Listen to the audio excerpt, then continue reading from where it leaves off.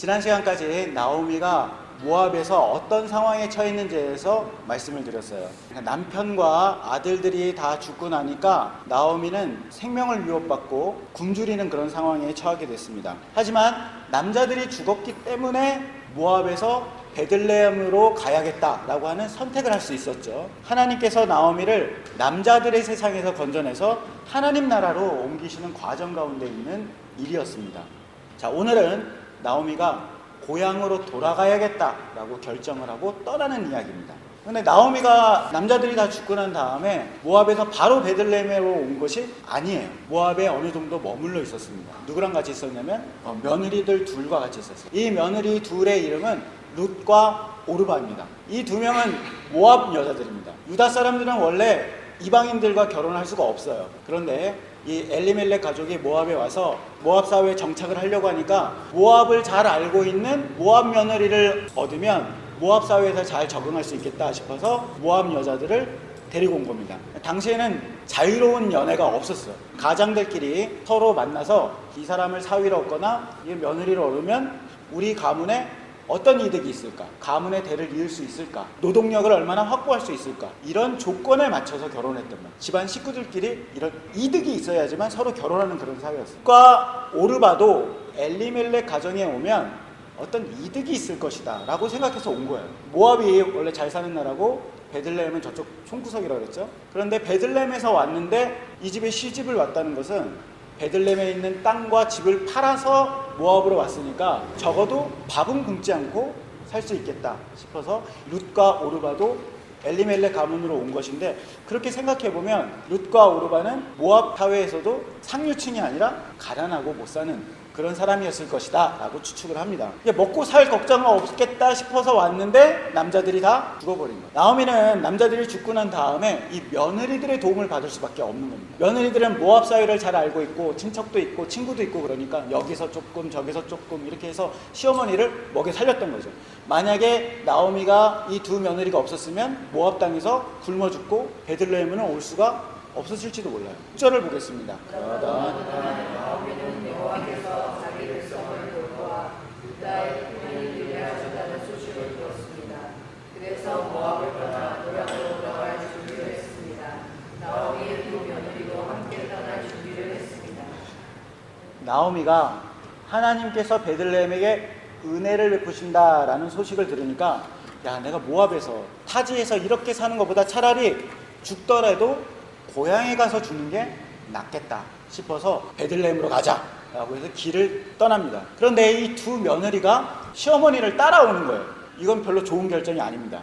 과 오르바는 모압 사람이에요. 모압에 있기 때문에 도움을 얻을 수 있는 거거든요. 여자들끼리만 있어도 친척들이나 친구가 있어서 먹을 수가 있었던 거예요. 그런데 이 두 며느리가 베들레헴에 가면 이방인이 어디 도움을 얻을 수 있는 데가 없어. 그렇다고 해서 나오미가 야, 여기 우리 고향이니까 이제 막 여기는 다 내 나와바리야, 내가 너네들 먹여 살릴게, 이렇게 할 수 있는 게 아니에요. 나오미는 집도 팔고 땅도 팔고 다 팔아버렸어. 그리고 아무것도 할 수 없는 늙은 여자입니다. 이 젊은 두 며느리가 모압을 떠나서 베들레헴으로 오면 할 수 있는 게 없는 거죠. 모압에 있는 때보다 상황이 더 나빠지는 거예요.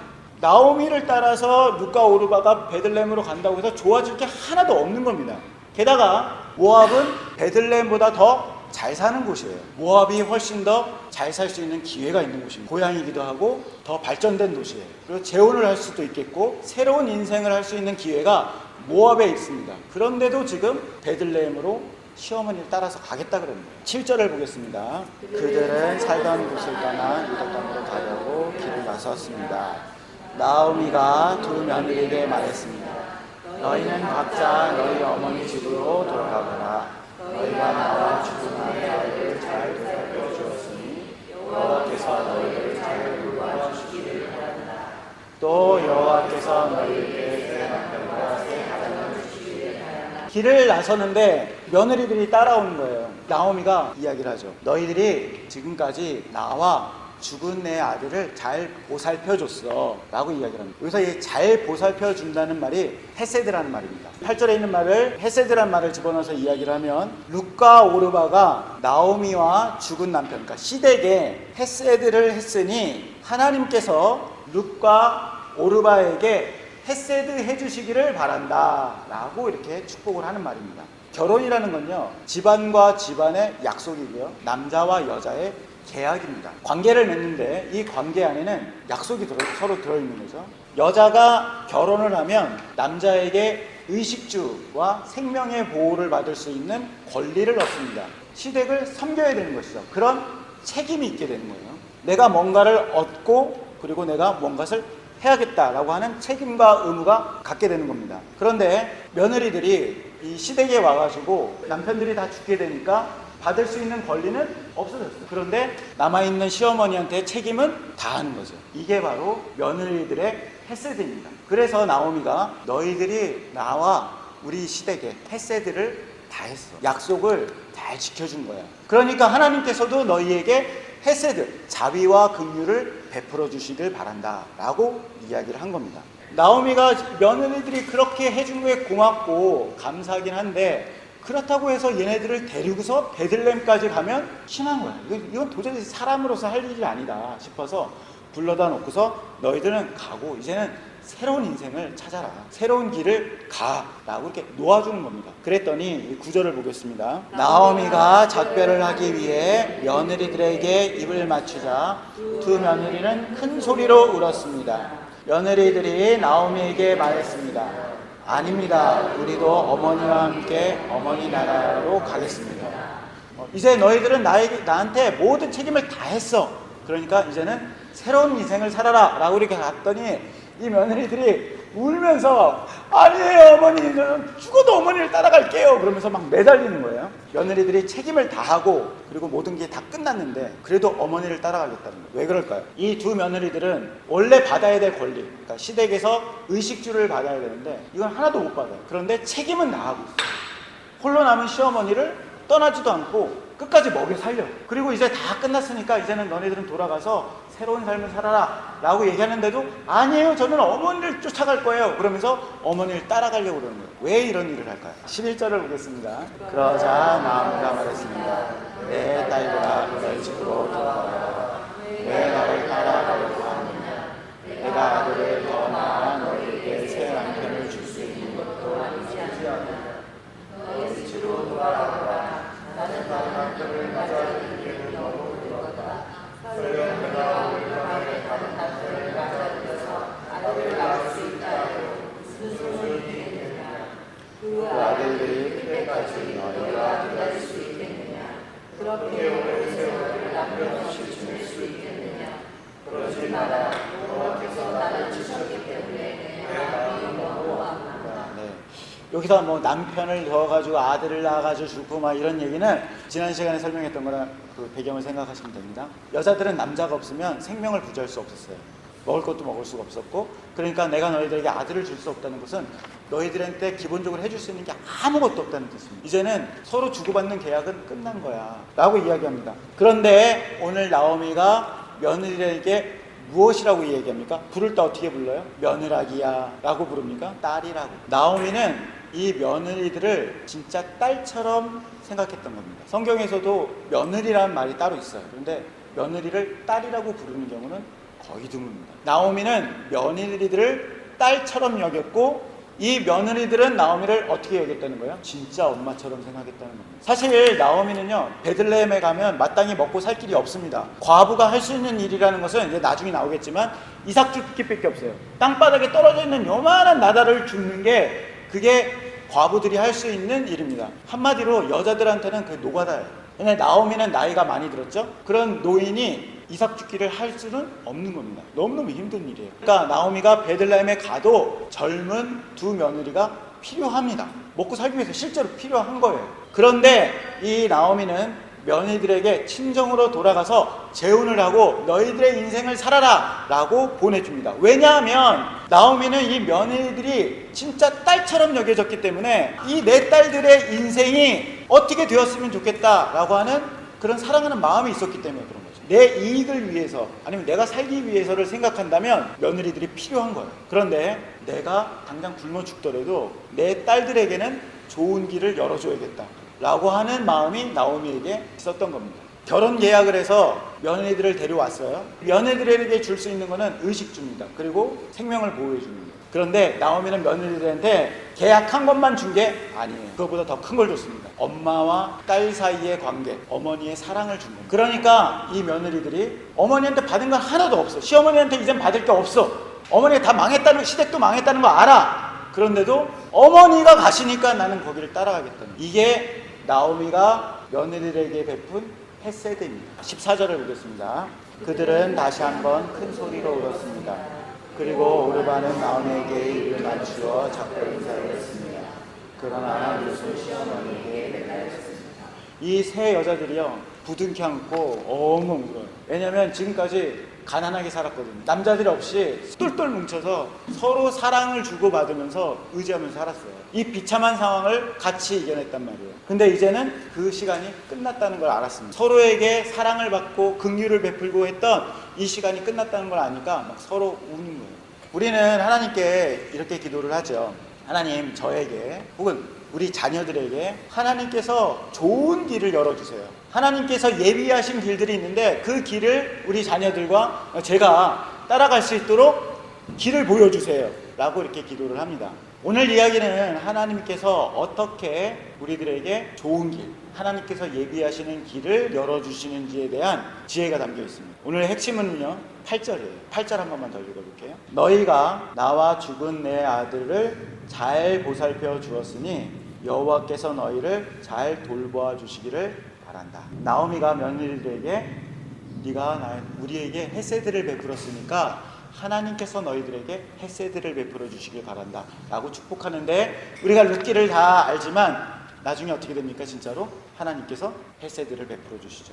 우리가 다른 사람들에게 어떻게 헤세드를 베푸느냐에 따라서 하나님께서 우리에게 헤세드를 베풀어 주신다는 거예요. 이 헤세드를 따라서 하나님의 길이 열리는 겁니다. 헤세드를 따라서 가야지 하나님께서 우리에게 예비하신 길이 열리는 거예요. 자, 우리는 주변의 사람들과 많은 관계를 맺으면서 살아갑니다. 인간관계라는 건요, 무엇인가를 서로 주고받는 책임과 의무가 포함되어 있는 거예요. 부모 자녀의 관계는 부모는 자녀를 양육해야 되는 책임이 있고요, 그리고 자녀는 부모에게 순종해야 되는 책임이 있는 거예요. 남자와 여자, 남편과 아내의 관계도 마찬가지죠. 관계 안에 포함되어 있는 책임, 약속을 성실하게 지키는 것이 헤세드입니다. 서로 약속한 대로 지키면 서로에게 약속한 것을 받게 돼 있어요. 부모가 자녀를 주의 말씀과 훈계로 양육하면 자녀에게 존경과 사랑을 받습니다. 자녀에게 존경받는 게 진짜 힘들어요. 하지만 부모의 책임, 주의 말씀과 훈계로 양육하면 그것을 얻게 되는 거예요. 자녀는요, 부모에게 순종하면 부모님에게 유산을 받는 겁니다. 직장에서 회사와 직원들이 계약을 하죠. 계약한 대로 자기의 책임을 잘하면 안정적인 월급을 받는 겁니다. 학생이 학생으로서의 책임이 있어요. 학생으로서의 성실한 책임을 다하면 학교에게 그리고 선생님에게 지혜와 지식을 얻는 겁니다. 헤세드를 지키면 좋은 것을 받을 수 있는 거예요.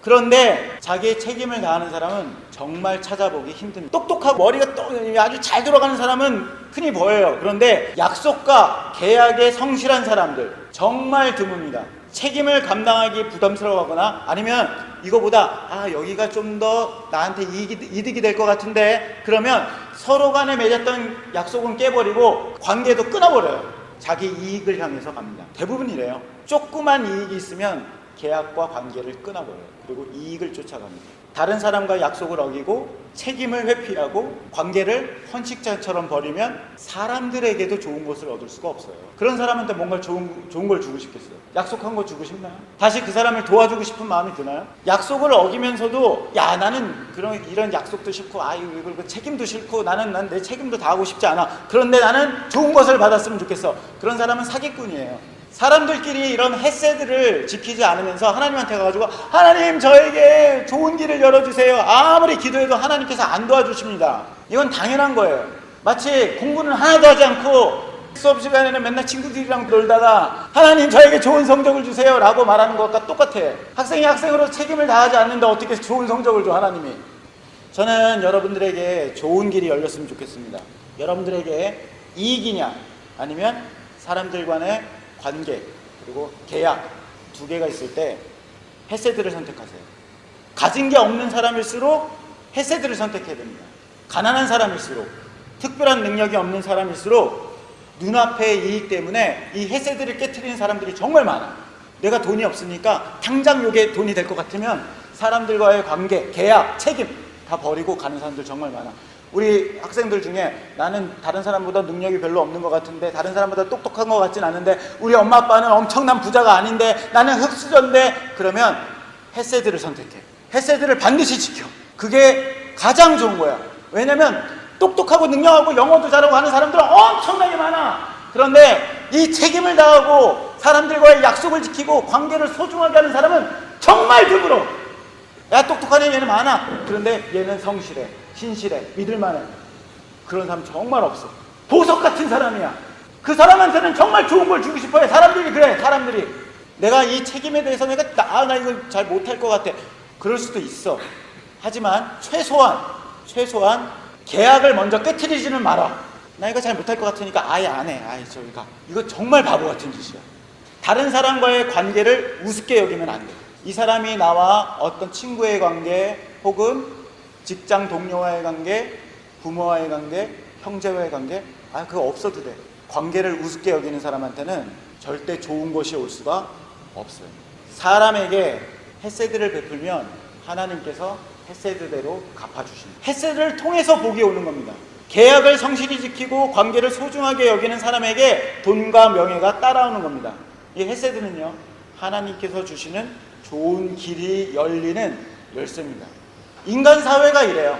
인간 사회도 이런데 하나님 나라에서는 어떻겠습니까? 내가 하나님과 약속한 시간을 지키고 하나님과 약속한 예배의 자리, 예배의 시간, 기도의 장소, 말씀, 이런 것들을 성실하게 지킨다면 무엇을 얻을 수 있을까요? 생명과 구원입니다. 하나님께서는 반드시 약속하시는 것을 주시는 분입니다. 다음 시간에는 하나님 나라의 복이 어떻게 헤세드를 통해서 오게 되는지에 대해서